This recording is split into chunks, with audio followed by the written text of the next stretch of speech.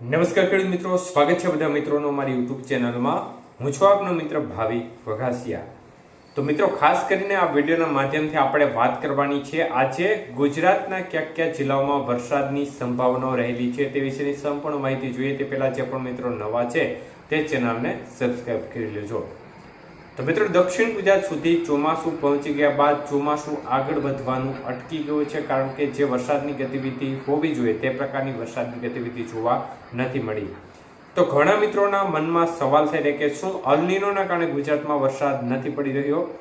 તો મિત્રો, ખાસ કરીને અલ નીનો હોય તો પણ આપણે જોઈએ કે આ વખતે ગુજરાતના ભાગોમાં વરસાદ નથી, પરંતુ તેની આજુબાજુના બધા રાજ્યોમાં વરસાદી માહોલ યથાવત છે અને ભારતના મોટા ભાગના રાજ્યોમાં પણ વરસાદની ગતિવિધિ સારી એવી જોવા મળી રહી છે।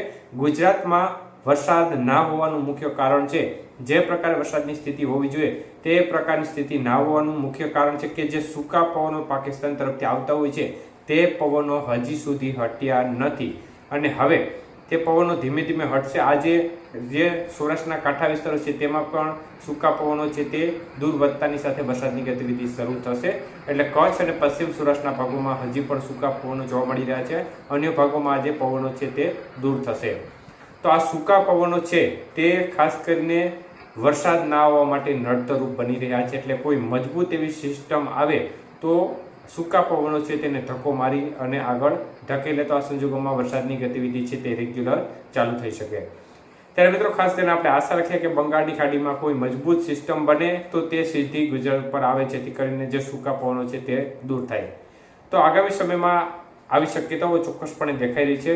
ત્યારે ખાસ કરીને આજના વરસાદના વિસ્તારો વિશેની માહિતી જોઈએ તો મિત્રો, ગઈકાલે પણ આપણે જે આગાહીમાં જણાવ્યું હતું તે પ્રમાણે આપણા જે અમરેલી, ભાવનગર, બોટાદ જિલ્લાના ભાગો છે તેમાં સારી એવી વરસાદની ગતિવિધિ જોવા મળી હતી।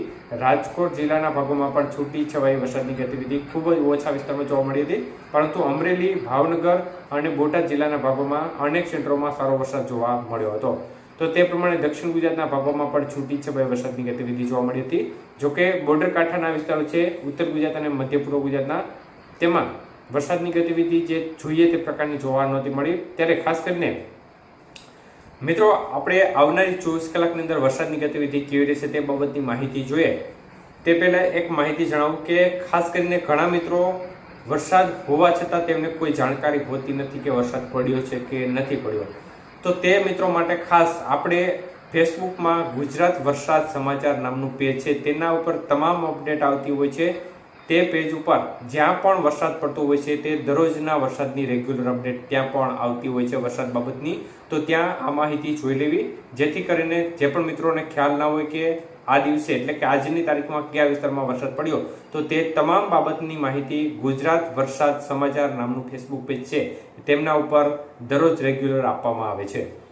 ત્યારે મિત્રો, ખાસ કરીને વાત કરીએ તો આજે વરસાદની ગતિવિધિ સૌરાષ્ટ્રના ભાગોમાં ખાસ કરીને અમરેલી, ભાવનગર જિલ્લાના ભાગોમાં વધુ રહેવાની શક્યતાઓ દેખાય છે। અન્ય તરફ ગીર સોમનાથ, રાજકોટ જિલ્લાના અમુક ભાગો, બોટાદ, સુરેન્દ્રનગર જિલ્લાના ભાગોમાં પણ છૂટો છવાયો વરસાદી માહોલ જોવા મળી શકે છે।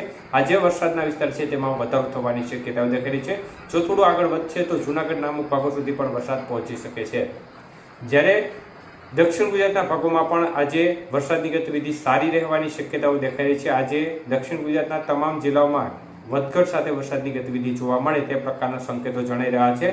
ઉત્તર ગુજરાત, મધ્ય પૂર્વ ગુજરાતના ભાગોની વાત કરીએ તો ખાસ કરીને ગોધરા, પંચમહાલ, છોટાઉદેપુર આજુબાજુનો ભાગ છે, મહીસાગર, ઈડર આજુબાજુના ભાગોમાં પણ સારી શક્યતાઓ દેખાઈ છે।